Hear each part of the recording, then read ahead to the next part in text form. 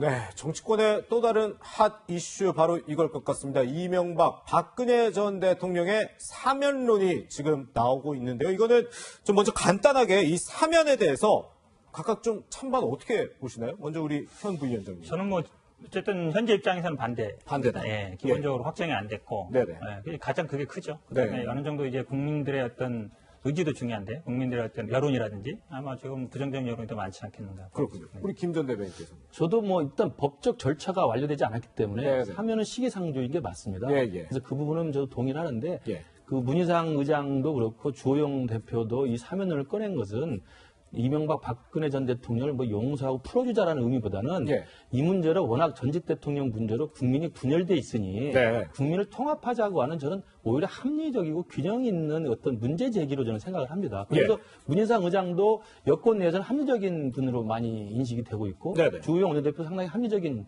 또 통합당 내에서 인식이 되고 있기 때문에 예. 저는 사면 그 자체보다는 국민 통합이라고 하는 화두를 꺼내기 위해서 이 사면론을 제기하지 않나 싶습니다. 국민통합 얘기해 주셔서 네네. 바로 좀 꼬리를 물고 여쭤봐야 될 것 같은데 네. 두 분 사면하면 국민통합이 될 것이다라는 의견은 어떻게 생각하시죠? 그러니까 저는 아마 이 사면의 가장 큰 아마 어려움은 아마 전두환 씨일 것 같아요. 네. 왜냐면 이분이 어쨌든 5.18 사면을 했는데 지금도 5.18에 대해서 어쨌든 본인 책임 인정하지 않고 있단 말이죠. 예. 결국 용서라는 거는 기본적으로 본인의 잘못을 인정하고 네. 국민들한테 용서를 빌어야 되는데 그게 네. 안 됐잖아요. 예. 사면을 했는데 이런 결과가 나와서 저는 아마 국민들이 이 두 분의 이 사면을 바라볼 때도 본인의 잘못을 일단 인정하고 예. 국민들한테 사과하고 그게 전제되는데 전두환 씨 경우를 보니까 아닌 것 같다. 이런 여론이 아마 제가 보기에 많이 있을 것 같아요. 네.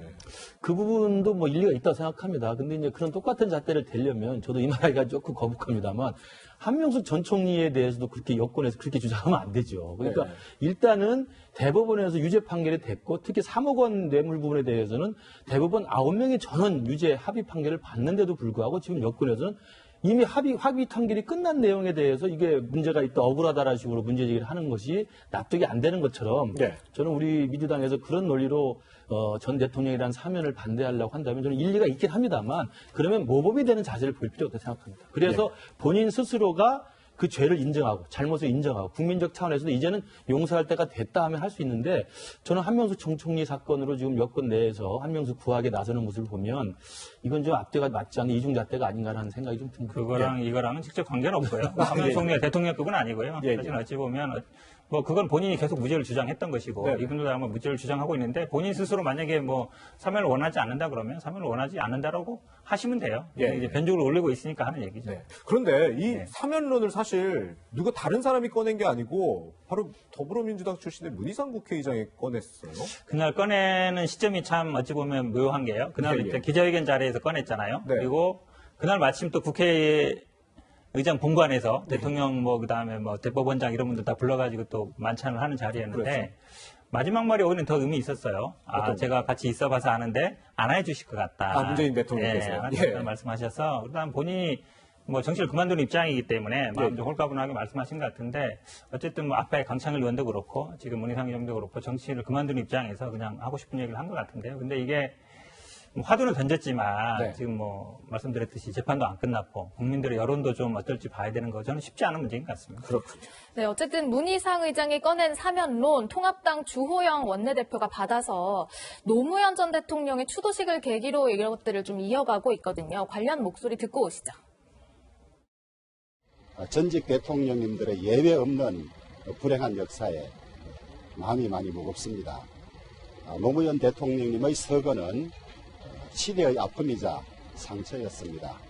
시대의 아픔과 상처를 같이 치유하는 길이 국민 통합의 길이라고 생각합니다. 노무현 대통령님 추모하고 영원한 안식을 기원합니다.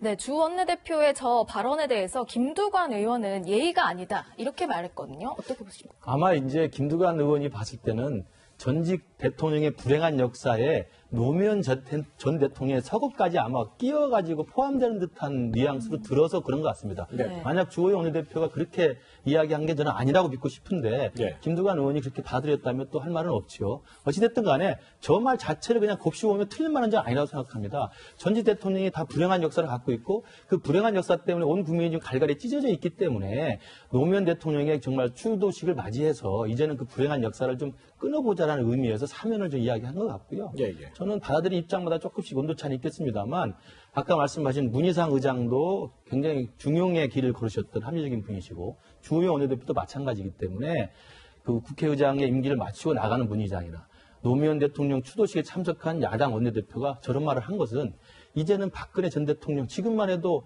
광화문에서 아직도 박근혜 대통령이 무죄라고 주장하는 분이 계시잖아요. 네. 찬탄 반탄.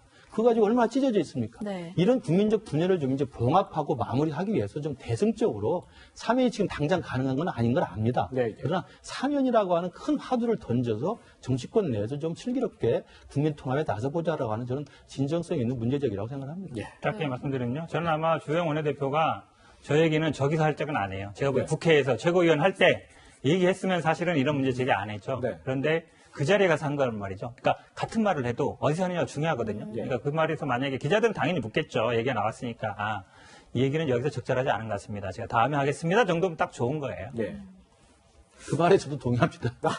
그러니까 사실은 합리적인 방향과 합리적인 장소, 합리적인 메시지가 중요한데 그런 부분에서 여야가 조금 더 노력을 해야 될 것 같아요. 마지막에 좀 간단하게 한 30초 정도씩 여쭤보면 어쨌든 지금 전직 대통령의 불행이라는 건 계속되고 있잖아요. 이게 정권이 바뀔 때마다. 이걸 좀 어떻게 끊어갈 수 있을까요?